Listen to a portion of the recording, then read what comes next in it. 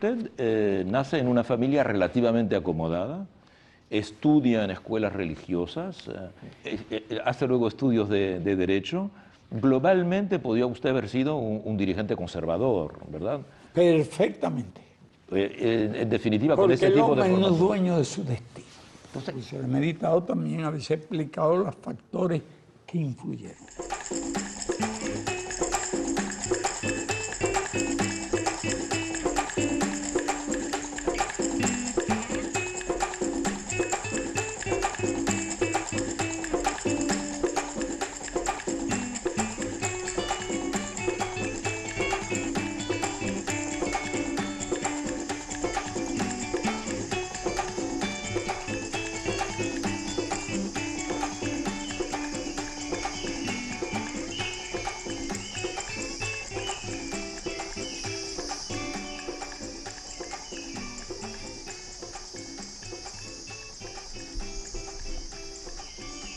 Mi padre no era relativamente pudiente, más bien podría decir que era muy pudiente. Como dueño de tierra. Cuando tú me preguntas cuánta tierra tenía, propiedad de él, comprada, sin ser hijo de ningún terrateniente. Alrededor de 900 hectáreas. Está bien.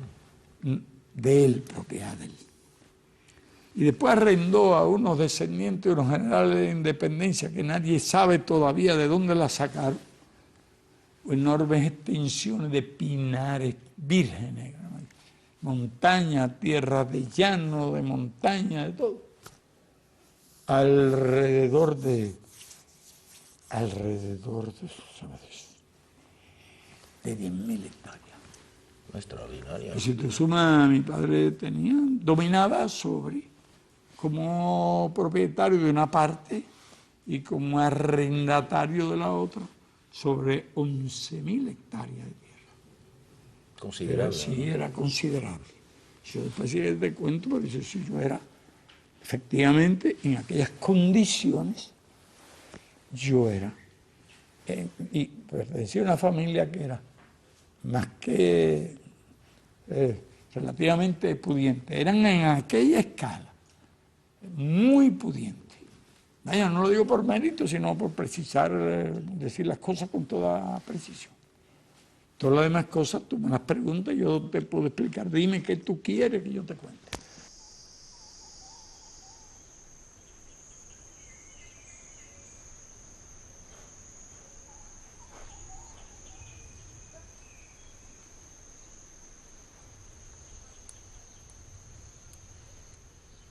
Debo señalar que mi padre era de origen español, gallego. ¿Su papá hablaba gallego? Sí, pero nunca lo usaba. Hijo de campesinos pobres y muy pobres, al que muy joven, con 16 o 17 años, reclutan en España y lo mandan a la última guerra de independencia que comienza en el 95 y termina en el 98, con la intervención de Estados Unidos. Yo no hablé ya cuando yo tenía más uso de razón sobre estos temas con él. Él contaba de vez en cuando en una comida, con un grupo de amigos, algunas de esas cosas.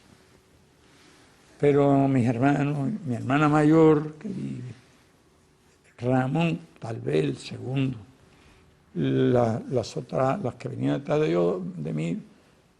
mí viene Raúl, y le llevo casi como 4 años y tanto. Y después vienen 2 hembras. Y bueno, estaban allá en la casa, una de ellas conversaba bastante y ya él hacía tal vez más cuentos que yo no pude escuchar y es por ello que yo me he enterado de algunas de las cosas. Ella, la teoría de ellos es que mi padre era de aquellos a los cuales algún rico le daba una cantidad de dinero para que lo sustituyera en el servicio militar. Y parece ser muy cierto que mi padre fue un campesino de aquellos. De los que reclutaban. Tú sabes cómo eran las guerras aquellas. Sí, se reclutaba por sorteo y entonces los ricos podían pagar a un pobre para ir. En España, pero sé que los que reclutaban a los campesinos pobres, no sabían ni leer ni escribir. Y había casos, muchos, en que cuando le tocaba debe ser como tú dices. Sí, era por sorteo, sí. Le tocaba y buscaba una cantidad de dinero, se lo daba a aquel que no tenían, bebían muy pobre, un pedacitico de tierra, y él lo mandan para acá, de soldado español. De allí hasta lo ubican en la trocha de Júcaro a Morón. Como el cruce de la trocha aquella por los invasores orientales, bajo el mando de Maceo y Máximo Gómez, se produce bien temprano, poco después de la muerte de Martí, después de la Constituyente, casi inmediatamente iniciaron la invasión, querían llevar la guerra hasta Occidente, que donde estaba toda la riqueza que suministraba los fondos a España para sostener aquella guerra, esa distancia. Una operación difícil, una trocha de norte a sur, en una parte más estrecha de esa provincia, pero no, cuántos kilómetros, y cruzaron. Ahí estaba mi padre destacado como soldado. En Cuba los españoles tenían, como te dije, además de los soldados españoles, los criollos. Y el ejército, así, los combatientes, tenía 300.000 comparado con aquellos. ¿Qué ejército, qué tropas tenían los españoles? Los cubanos, una guerra irregular en una parte de la República. Invaden porque una vieja concepción. En aquella época había que invadir las zonas ricas. Ellos iban quemándolo todo, en eso fueron diferentes que nosotros. Entonces, una pequeña innovación, que fue no destruir ningún central azucarero. Bien, ellos era la TEA, la invasión, así quemaron todos los centrales de un extremo a otro de la isla, porque del dinero del azúcar salían los fondos, porque esta colonia le suministraba a España infinidad de recursos. Como principal exportadora del azúcar, tenía el monopolio, ya le exportaban a Estados Unidos, a Europa, donde quiera. Y la concesión aquello era destruida, pero invadieron. Cuando lo expatrian después de la guerra, él vuelve a Cuba. Y vuelve a Cuba, empieza a trabajar. Termina por allá, no sé cómo, en las provincias orientales. Era la época en que grandes plantaciones norteamericanas se extendían por los bosques de maderas preciosas, que se cortaban y se utilizaban como leña en lo central. Esa madera con la que se hizo el Escorial y otras cosas. Y entonces la gente para talarla y para sembrar caña, y siempre el terreno es fértil donde hay un bosque. Las primeras cosechas son muy buenas. Por eso te digo que, bueno, yo era hijo, en realidad, de una familia que tenía total de tierra, mi padre tenía. Fue comprando. Creo que mi padre llegó a tener alguna vez, lo oí hablar, y el cuento, hasta 300 hombres. Entonces, me andaba, alguna cualidad de organizador tenía. No sabía leer y escribir. Estaba aprendiendo con mucho trabajo. Pero tenía 300 hombres y eso dejaba plusvalía. Por ahora te explico, sí que era pudiente. ¿Qué más se te ocurre con relación a eso? No, yo quisiera regresar. Me pregunta, por ejemplo, ¿qué otra cosa influyó mucho? Sí, dígame. Un privilegio y una suerte.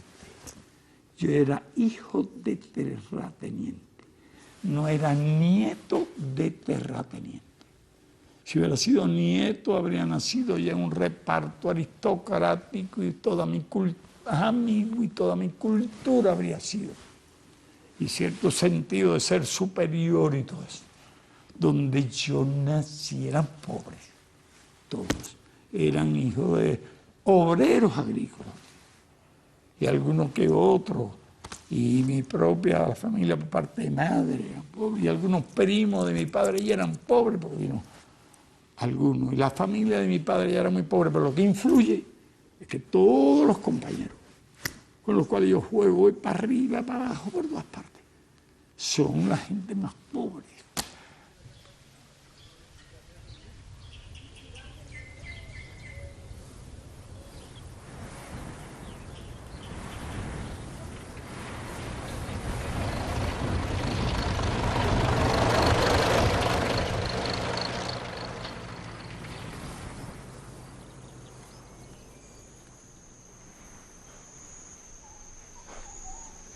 ¿Usted, por ejemplo, recuerda si su papá estaba preocupado por la guerra de España o hablaba de la guerra de España? Allí había dos fracciones.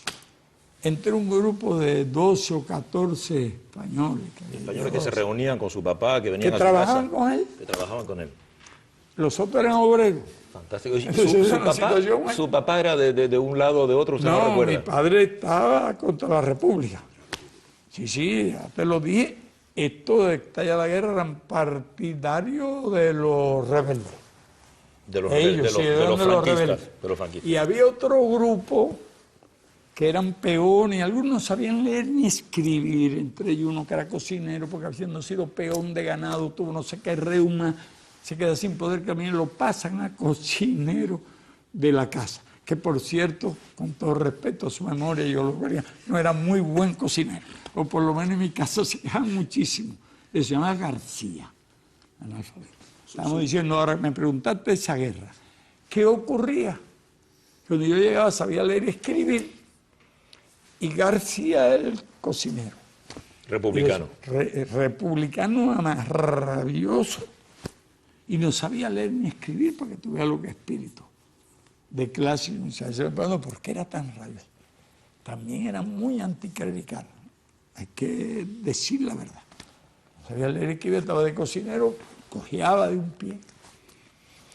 Y entonces yo le leía el periódico y le daba noticias de la guerra.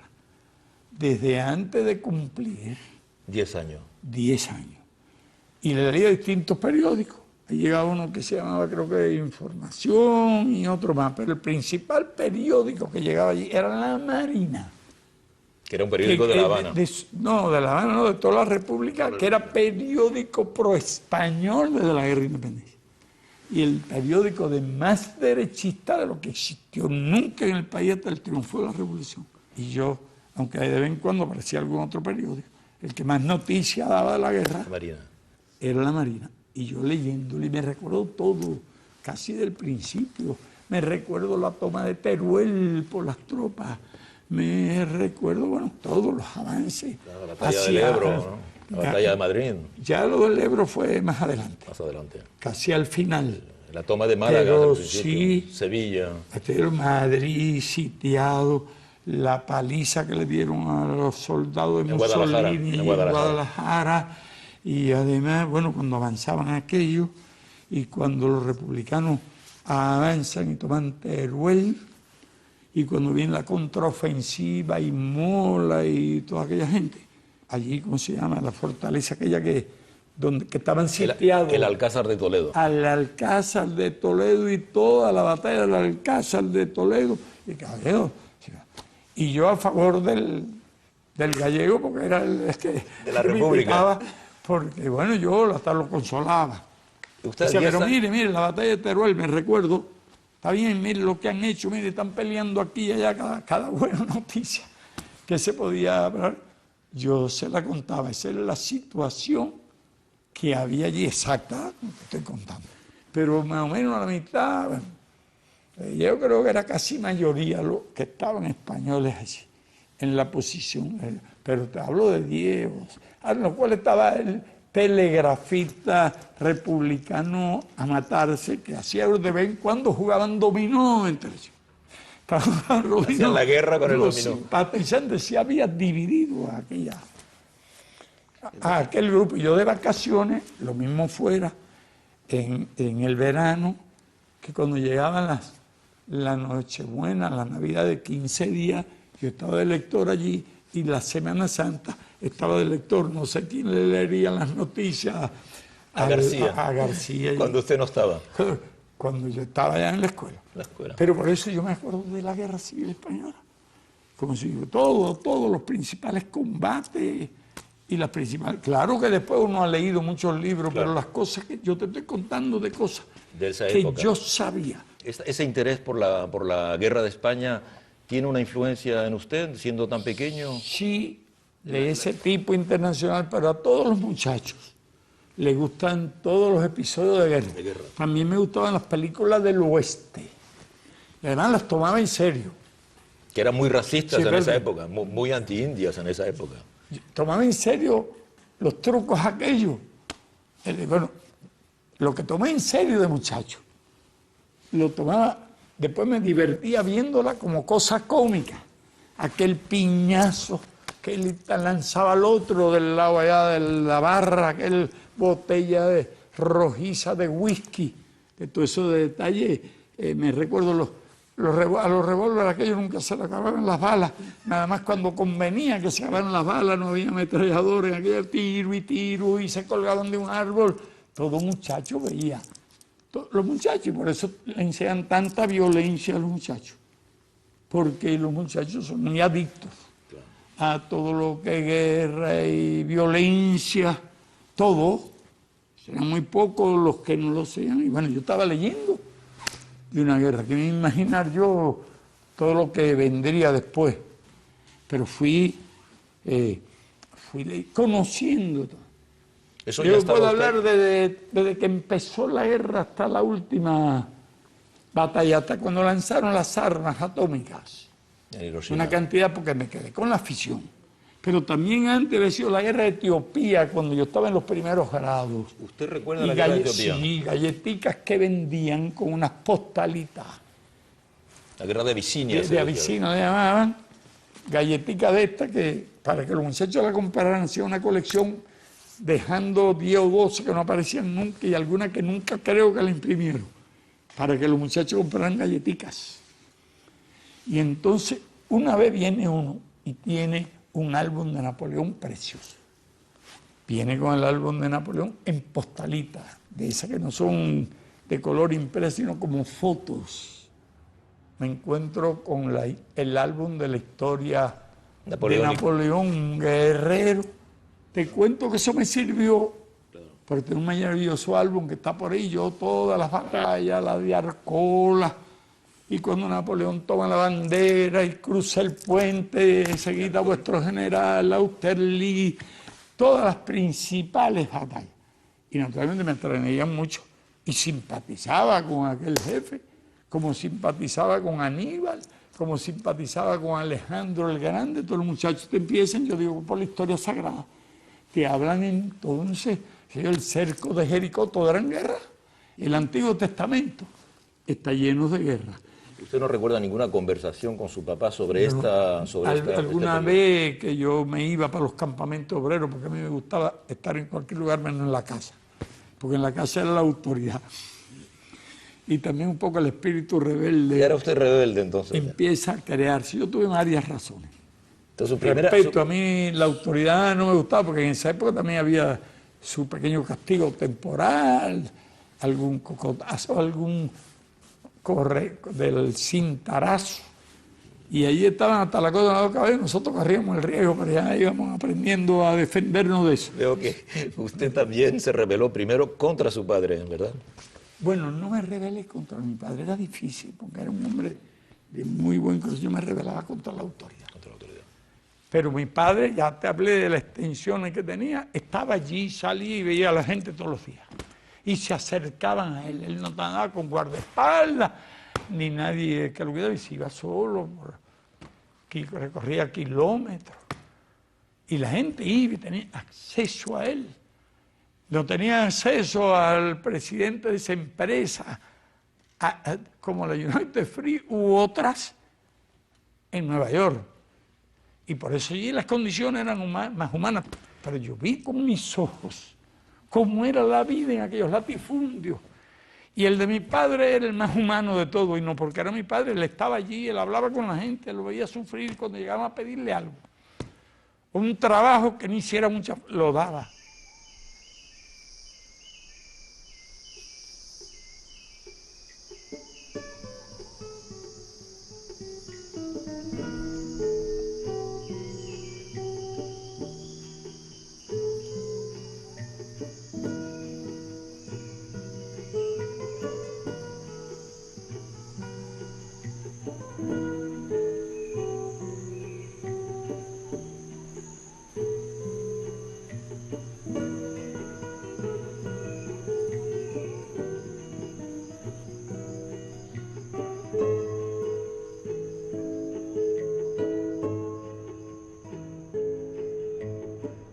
Cuando yo pude empezar a conocer cosas en mi mente estaba la mejor escuela, la infancia que viví y el lugar en que viví.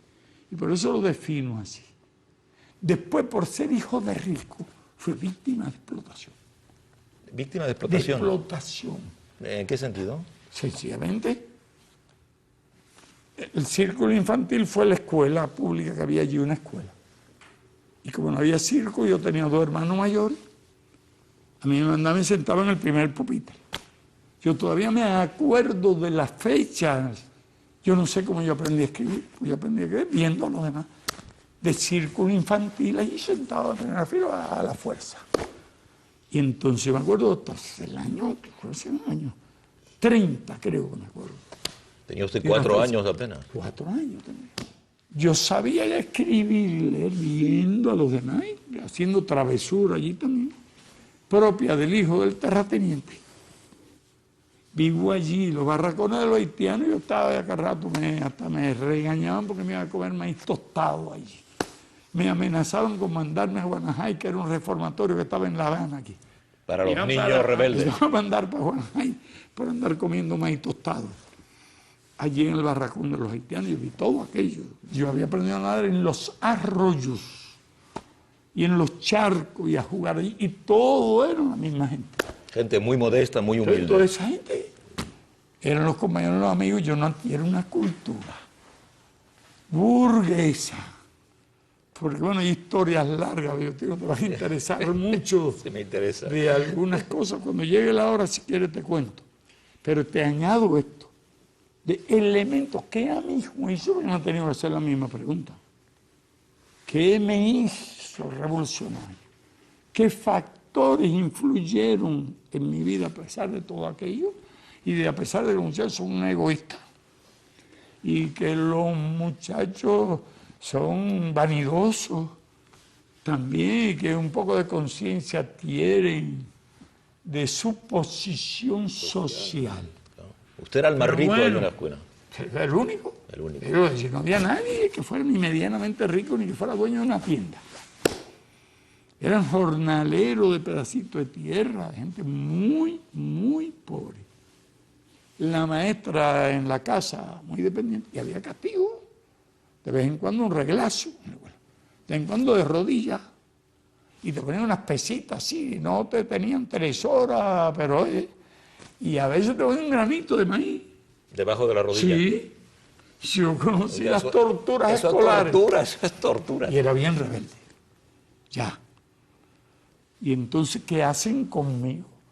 Que a esa edad me envían para Santiago de Cuba, con el cuento de que yo era un muchachito muy inteligente. Y habían convencido a llevarse a mi hermana la mayor, que me llevaron algunos años. Yo soy el tercero, eran por lo menos 4. 4 años, yo ya tendría, cuando yo tenía 6, ya tendría 10 u 11 años. Y entonces la llevan y a mí me cuelan. El muchachito, porque valía la pena, fuera a Santiago, por ese año, a casa de la maestra.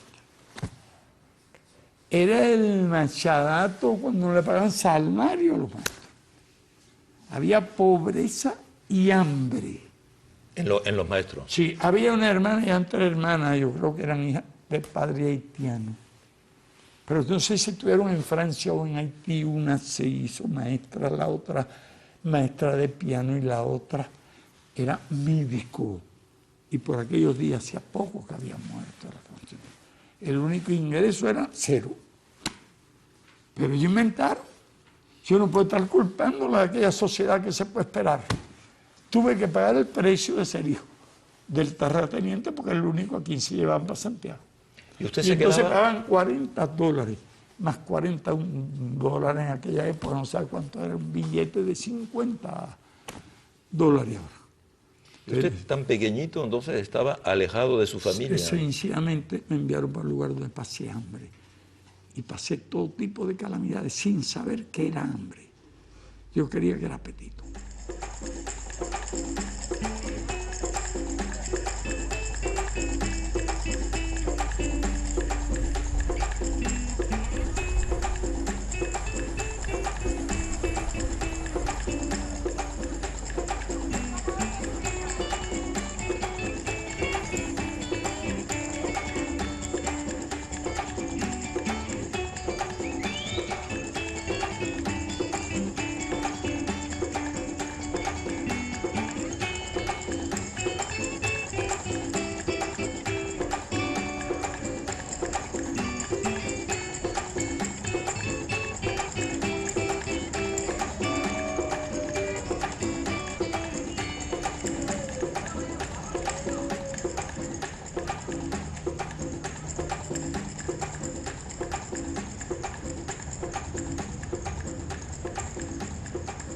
no se ha dicho lo del hambre. El hambre. ¿Cómo fue el hambre? Y porque ya te conté una parte. El hambre bajo Machado. Bajo Machado porque la maestra me llevó a su casa, que era una casa de madera, chiquitica, llovía más dentro que afuera. Y allí llevaron a mi hermana y a mí. Ahí estaba la otra hermana que era pianista, un pianista que no tenía un alumno. Yo debía haber sido pianista y músico, con mi mal oído, porque algún género uno puede tener que nunca fue cultivado. Estaba la hermana, estaba el padre. Ya éramos 4 sin la maestra. Una campesinita, una guajirita que le llevaron de criada. Ahí. Ya 5. son 5. Y sí, cuando venía la maestra, 6.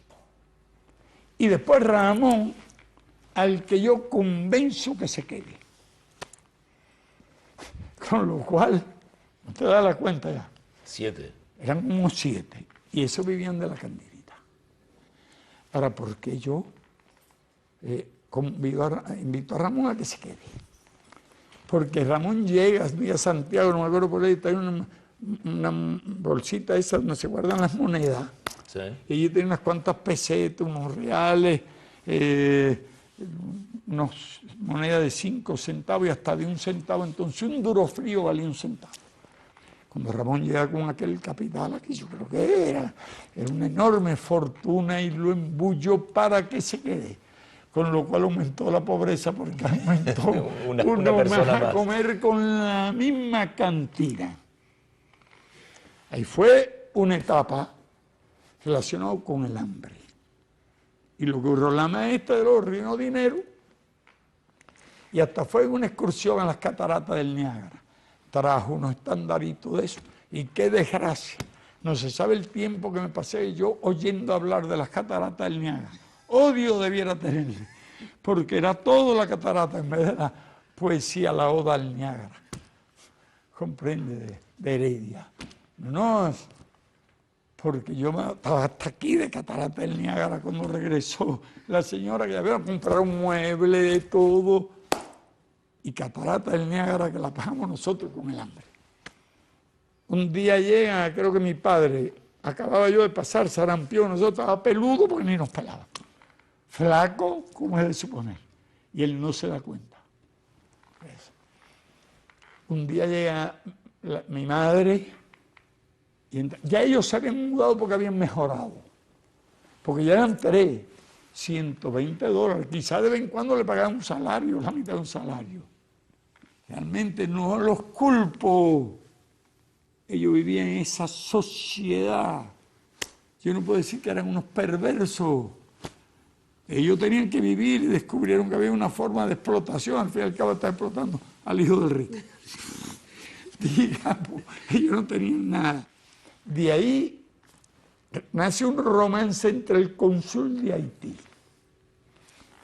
y la maestra de piano. Ella era mestizo, era una persona agradable.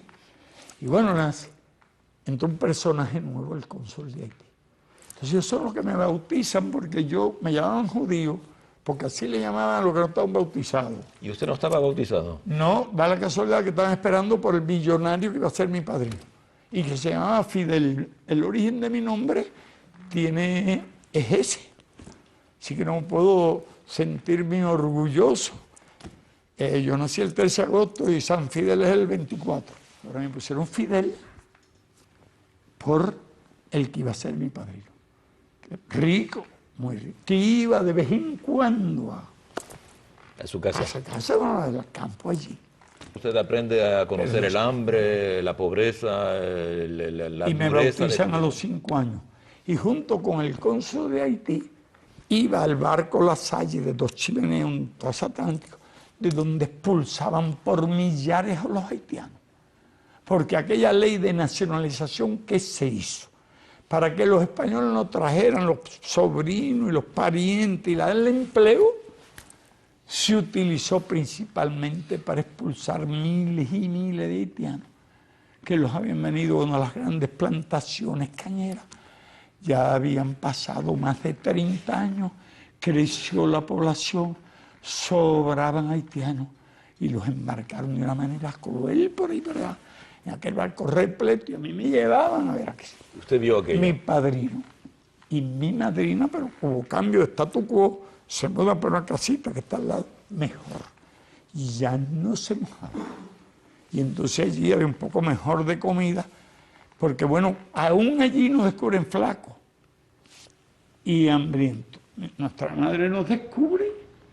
Yo le acá rato, recientemente conversando con mi hermana mayor, todavía le criticaba, porque ella que sabía leer y escribir no denunciaba. Lo que yo no entendía porque creía que era apetito. Ella tenía que haber, y yo le reprochaba. Que no había Ella me denunciado dijo eso. así, no hace mucho, y me dijo, bueno, que realmente no me dejaban sacar las cartas. Me las interceptaba. Fue la que llamé. Pero cuando llega mi madre y después nos lleva, ese día nos sacó, nos llevó a la mejor cafetería creo que todo el helado que había allí nos los comimos nosotros, se llama La Nubiola el lugar. Era época de mango, bizcochuelo, a ver, Toledo, unos chiquitos con un saco de mango, aquello no duró nada, ni helado allí, creo que nos lo comimos todo, y nos enviaron para la casa. Y nosotros regresamos ya convertidos en unos enemigos jurados de la maestra, que almorzaba en la casa y escogía las mejores piezas. Y luego en la casa, cuando lo están criticando, pero el perdón que nos lleva eran de clase. Y contra ello organizamos nosotros la primera... Rebelión. No era rebelión, no tengo otra rebelión. La primera venganza, pudiera decirse, o... llamarlo de otro modo, de revancha. Y fue con tirapiedra, porque la escuela aquella era de zinc. Una panadería cerca, toda la leñina organizaba un bombardeo que duró como media hora. Las piedras cayendo sobre el zinc. Todo eso era la maestra ahí que vivía. Bueno, maldades, pero ahí ya tenían una intención. Lo que estábamos lejos de imaginarlo. Que más adelante nuestros padres harían las paces con la maestra. Y nos mandaron otra vez para allá. No me diga. Sí, pero ya no fue para el hambre. Ya había habido gran escándalo. Sin embargo, yo perdía mi tiempo. Ya había sido el tránsito de la caída de Machado y la cosa de Batista y la huelga aquella. Y a mí me ponían a dormir en un cátedra al lado así, y un día que explotaron como 20 o 25 minutos. Yo tenía hasta la idea que había explotado una bomba allí. Había que dormirse con el ruido de las bombas. Entonces se pensaba, frente estaba el instituto de bachillerato, aquellas casas, donde, ocupado por el ejército, que tenían cerrados los institutos. Allí vi culatazos. Entonces, con esa experiencia, ¿no le faltó a usted la afección, el cariño de sus padres? ¿O estaba usted solo en este ambiente tan...? No, yo tenía cariño. Por lo menos respeto por los dos, por mi padre y por mi madre. Pero cuando está cariño usted... con la madre, es lógico, está más cerca de uno. No, pero cuando estaba usted interno allí en Santiago, durante... Cuando yo estaba desterrado, desterrado, pasando hambre, confundiendo el hambre con el apetito. Yo no le podía echar ninguna culpa a mis padres, no, ni a nadie ahí. Yo realmente no sabía qué demonio estaba pasando en los primeros tiempos. Ya allí yo estoy perdiendo casi un año porque yo estudiaba las tablas múltiples. Era todo lo que yo allí. No me mandaron ni para la escuela. Hasta que yo ya tengo una conciencia formada de lo anterior y estoy aburrido de las normas francesas. 3 Reyes Magos pasé allí. Es por eso que yo debía haber sido músico. Porque la madrina era pianista y estaba todo el día tocando. Y los 3 Reyes me regalaron una cornetica, la primera del cartón con la entrada de metal, la segunda mitad cartón y la otra mitad metal, aluminio, la otra mitad carbón. Y la tercera, toda de aluminio con 3 teclitas de estas. Yo debí haber sido músico. Y más nada. Y ese fue cuando yo tengo que significar la primera rebelión. Esa fue la y primera. la hago allí, estaba en primer grado externo y venía con aquella agonía. Tenía que ir y venir a almorzar y ir otra vez por la tarde y venir. Estoy hastiado ya de todo aquello. Ya yo estaba, ya no estudiaba por mi cuenta, ya no estaba en la escuela y ya había pasado un tercer rey. Y entonces un día me acabo con todas las costumbres francesas, con todos los modales. Allí me obligaron a comer vegetales a la fuerza, remolacha, zanahoria, chayote, y algunos casi que los rechacé hasta muchos años después. Y entonces, costumbre francesa y disciplina, y un día me sublevo contra todas las normas francesas. No hago esto, no me da la gana, no hago lo otro, no me da la gana, y se volvió imposible. Porque me metieron de cabeza. Interno en la escuela, en primer año, ya como en el segundo semestre. Es una vida. Y entonces fui feliz. Yo estaba con todo lo demás, jugaba, iba los jueves, iba los domingos a aquel lugar en el mar y a todos aquellos lugares. Fue la primera sublevación y me tienen que llevar interno, esa fue la primera. Hubo dos más y casi una cuarta.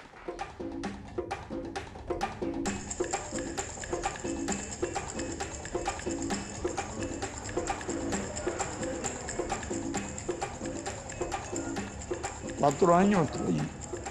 Disfruté interno de la... Llevaban los jueves y los domingos. Y ahí llevé a campo de pelota y baño y tierra y lugar donde pescar y todo. Yo estaba feliz allí. De La Salle puedo decir que había algunos alumnos negros. Uno de ellos, la Rinaga, no se me olvida. Yo de primer grado. Había alumnos negros. En los otros dos, ni uno. Ni uno. Ni siquiera un mulato, ni siquiera un mestizo. ¿Ellos seleccionaban? Ellos eran de los ricos y no admitían. No admitían. Si hubiera alguno que pudiera pagarlo, no lo admitían. Aunque tuviesen la posibilidad de pagar. Sí, y a pesar de los rebeldes que son los jesuitas, que en la historia se sabe, allá en Uruguay, que se rebelaron, fueron los precursores casi de la independencia. Los expulsaron de aquí también. El rey tuvo que expulsarlo. Y hasta conflicto tuvieron con la alta jefatura de la iglesia. Y en estos últimos tiempos, algunas de las personalidades, como los sacerdotes de la Universidad de Salvador y otros, han sido sacerdotes jesuitas, gente muy rebelde. Parece que tienen aquello. San Ignacio era militar. Me recuerdo su himno fundador, soy Ignacio, general de la Compañía Real, que es Jesús. Entonces, la poesía es onomatopéyica, describe las batallas de los ángeles y de todo el mundo. Y era un himno de guerra y él era un general y por eso la institución lo hace. Pero yo puedo hacer crítica, pero también soy capaz de reconocer algunos eran muy superiores en su preparación a los de La Salle. Eran de voto perpetuo y tenían que estudiar muchísimo, estar 3 años haciendo práctica y otros años estudiando. Gente de disciplina, los jesuitas, y gente de carácter, gente de preparación. Me ayudaron también. Debo decirlo porque ellos sí estimularon, que yo era excursionista y me gustaba escalar montañas. A veces quedaba la guagua 4 horas, pues yo estaba escalando una montaña. Me iba solo, me iba con otro y me tenía que escalar 4 horas y nunca tuve ninguna bronca. Los jesuitas tienen además una concepción de la organización, ¿verdad? Una concepción del proselitismo. Y de la disciplina. De la disciplina, efectivamente militar. Y del carácter. Es una buena escuela, en definitiva, para un revolucionario también. A mí me fue útil. Aparte que vi, era la escuela de la burguesía, de la alta burguesía, la de la capital, y esta de capital tenía 1000 alumnos. Interno eran 150, mientras que La Salle y Belén eran Santiago 30 y 30.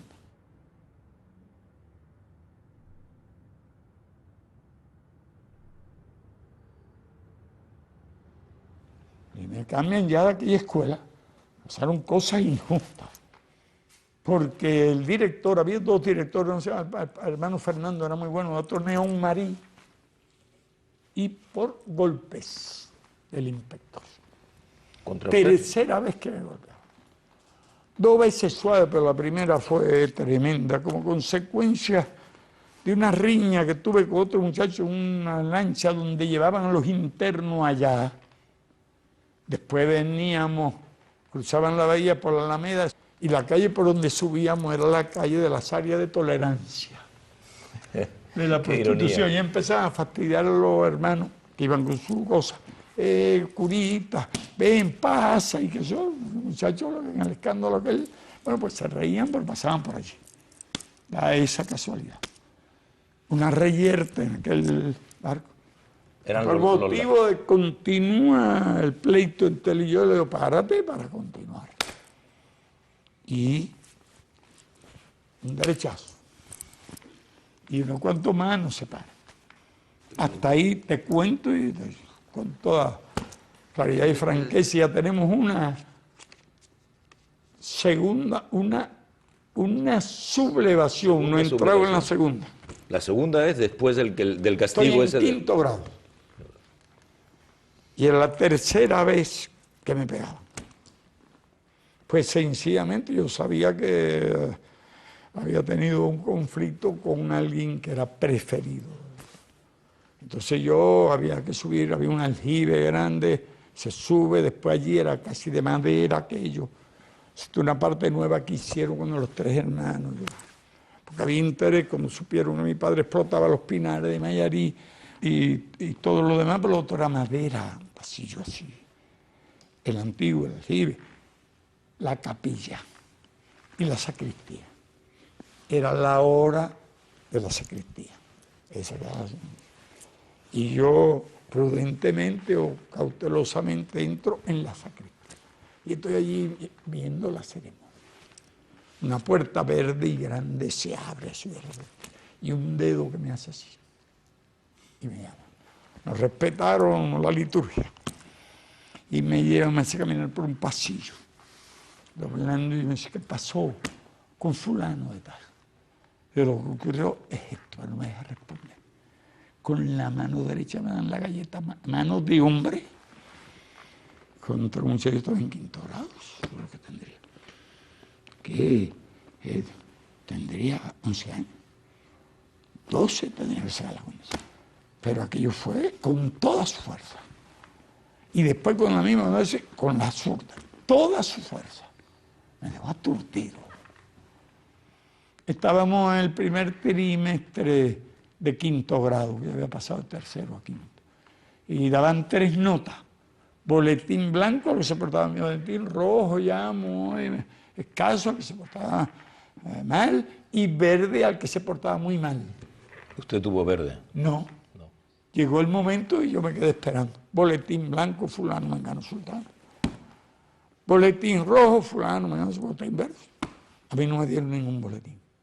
En ese momento, doctor, me ignora. Y yo a él. Yo nunca me porté mejor. Faltaban como 2 meses o mes y medio habría que buscar para las Navidades. Y entonces fueron mis padres a recoger. Padre y mi madre. Y el director dijo algo, se van a reír. Le dijo a mi padre y a mi madre, tú sabes cómo son los españoles, sentimentales, y le dice que los 3 hijos de él eran los 3 bandidos más grandes que habían pasado por la escuela. Fíjate, Raúl bandido, que estaría en primer grado, ¿no? Ramón, que tenía alma de santo, y yo, el bandidismo mío fue lo que conté.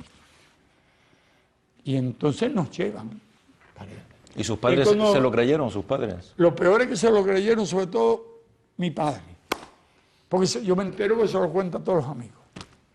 Que algunos amigos que venían, que tenían tierra por aquí, por allá, mi padre le contaba la tragedia. Lo que le habían dicho. Se decreta que no mandan para más ninguna escuela. Ramón, que le gustaban los tractores y los camiones, estaba feliz. Raúl, voy a tener opinión.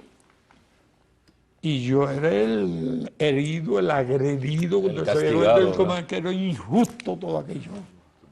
Que me atribuían condenado a no ir a la escuela. Ya tú entonces, yo digo que hay que llevarme a la escuela. Ahí fue una rebelión en mi casa. Fue fuertecita por las cosas que yo dije, que no quiero decir que las iba a hacer, pero las dije. ¿Qué dijo usted? Dije que le iba a pegar candela a la casa. ¿A su casa, a su Sí, propia casa? Sí. Pero Era no tenía madera. la intención. No estoy seguro que lo hubiera hecho. Lo más probable es que no lo hubiera hecho. Es verdad que estaba muy claro, no lo hubiera hecho eso, estoy convencido. Pero lo dije. Y debía haberlo dicho muy serio.